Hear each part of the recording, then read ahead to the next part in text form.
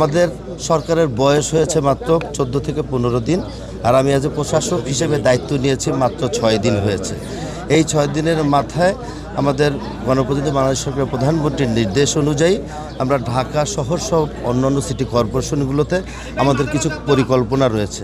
সেই পরিকল্পনাকে সামনে রেখে আমরা সেই কাজগুলো করছি। সামনে ডেঙ্গুর আবির্ভাব হবে, সেই কারণে যেই খালগুলো পানি সচরাচর চলছে না, ময়লা দিয়ে বন্ধ আছে, বর্জ্য ব্যবস্থাপনার আমাদের এখানে হুমায়ুন সাহেব যিনি দায়িত্বপ্রাপ্ত আছেন, ওনার সাথে বসে আমরা একটা পরিকল্পনা করেছি।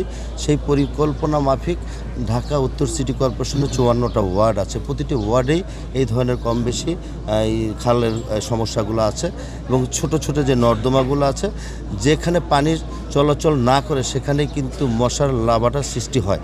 এটাকে আমরা ভেঙে ক্রাশ করার জন্য এই উদ্যোগ নেওয়া।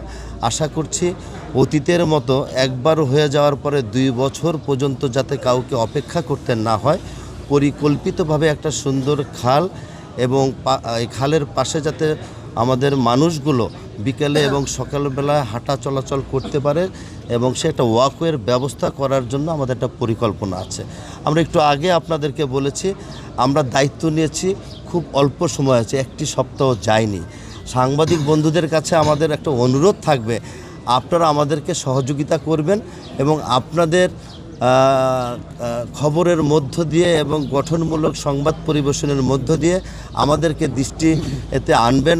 আমরা যেটা স্বচক্ষে অনেক সময় দেখতে পাই না, আপনাদের সংবাদ পরিবেশনের মধ্য দিয়ে আমাদেরকে জানালে আমরা মিডিয়ার মাধ্যমে জেনে তাৎক্ষণিকভাবে সেই এলাকায় চলে যাব। এটাও যেমন আপনাদের দায়িত্ব, আপনাদের সংবাদ শোনার পরে পরে আমাদের যে ওখানে গিয়ে একটা সমাধান করবে সেটাও আমাদের দায়িত্ব। উভয় মিলেই কিন্তু এই শহরটাকে গড়ে তুলতে হবে।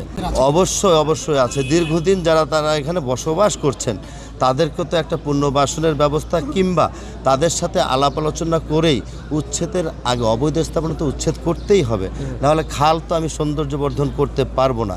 তাদের সাথে আমরা কথা বলবো এবং তাদের সাথে আমরা বসে একটা সমস্যা সমাধানের মধ্য দিয়ে আমরা এই প্রক্রিয়াকে শেষ করতে চাই।